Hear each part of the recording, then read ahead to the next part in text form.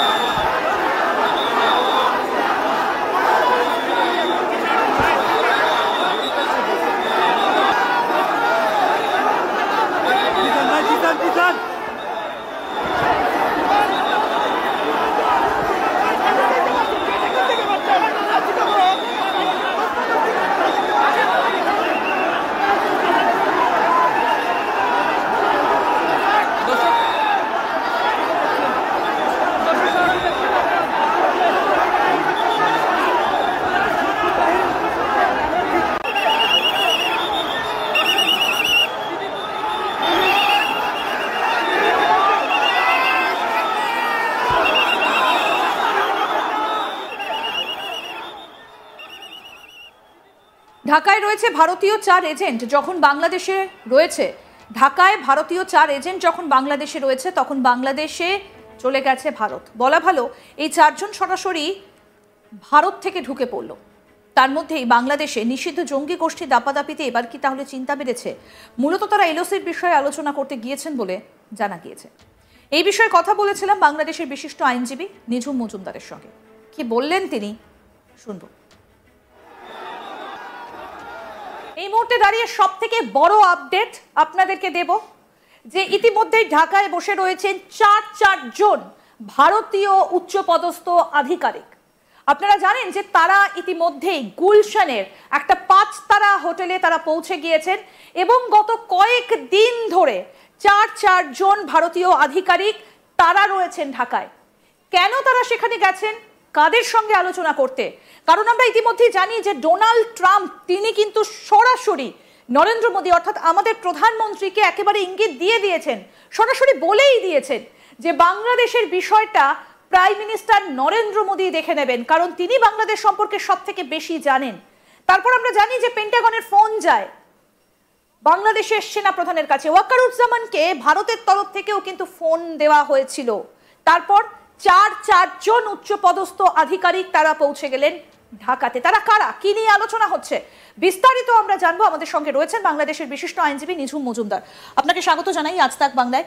আমি শুরুতেই এই যে ব্রেকিং নিউজটা জানালাম যে 4 জন উচ্চপদস্থ আধিকারিক পৌঁছে গিয়েছেন, আপনি এই খবরটা আমাদেরকে দিয়েছেন, একদম ভেতরের খবর। তারা কারা, কবে গিয়েছেন এবং তাদের ডিজিগনেশনই বাকি, যদি একটু বিস্তারিত বলেন। আমাকে একটু দেখে বলতে হচ্ছে। প্রথমত হচ্ছে যে তারা 4 মার্চ সেখানে যান এবং খুব সম্ভবত আজকে তারা ডিপার্ট করবেন ঢাকা থেকে।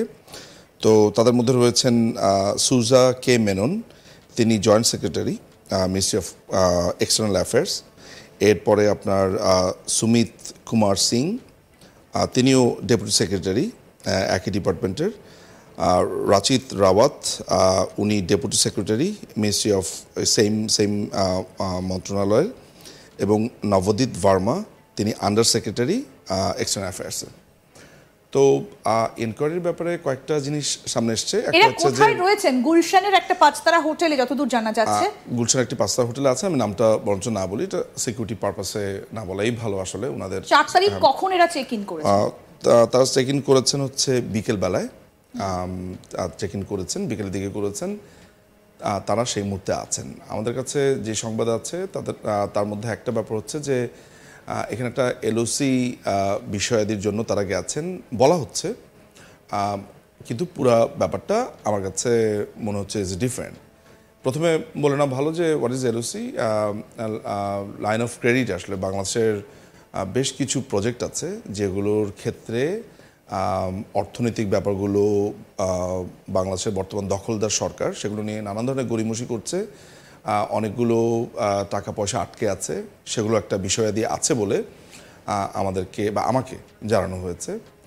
কিন্তু এখানে আরেকটি ব্যাপার আছে যেটা অসমর্থিত সূত্রের আমরা জানি, সেটা হচ্ছে যে সেখানে বাংলাদেশ বিষয়ে বেশ কিছু আলোচনা হয়েছে বলে আমাদের কাছে খবর আছে, এবং সেটা স্বাভাবিকভাবে সাম্প্রতিক রাজনীতি নিয়ে। আপনি যদি এই মিশনটাকে বা এই যাত্রাটাকে একইভাবে মেলান প্রেসিডেন্ট ট্রাম্পের বক্তব্যের সাথে, সেভাবে ভেবে দেখা যেতে পারে। কিন্তু আমি যেই ব্যাপারটাকে ভাবি, ওই একই সময়ে অর্থাৎ সেম টাইমে সেনাবাহিনীর প্রধান কিন্তু তখন আফ্রিকাতে ছিলেন, এবং ওই একই সময়ে যে বর্তমানে যে টোকাইদের যে পার্টিটা হলো আপনার, এরা নাম দিয়েছে এনসিপি বা হোয়াট এভার, তাদের দক্ষিণাঞ্চলের যা সমন্বয়ক, যেটা আমি গতকালকে প্রোগ্রামে বলেছি, তার সাথে গোয়েন্দা মহাপরিচালক কিন্তু সাক্ষাৎকার করেছেন তার আরও বেশ কিছু অফিসার নিয়ে। সো আপনি যদি এই টাইমলাইনগুলো মেলাতে থাকেন, তাহলে আমার কাছে মনে হচ্ছে যে বেশ কিছু পররাষ্ট্র বা ফরেন লেভেলে এবং ইন্টারনাল লেভেলে এমন কিছু ঘটনা ঘটছে যেগুলো মনে হয় কনসার্নের।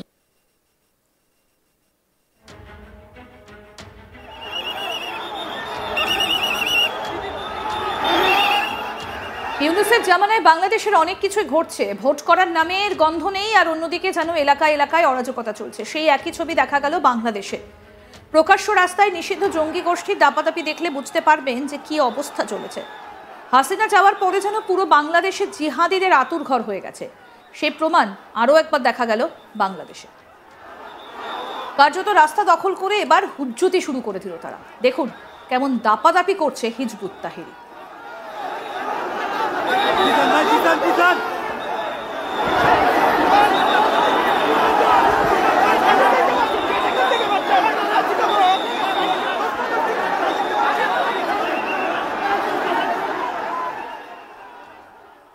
আরো আপডেট পেতে দেখতে থাকুন আজ তাক বাংলা। সাবস্ক্রাইব করুন, নোটিফিকেশন পেতে বেল বাটন অপশন প্রেস করুন, হোয়াটসঅ্যাপে ফলো করুন আজ তাক বাংলা।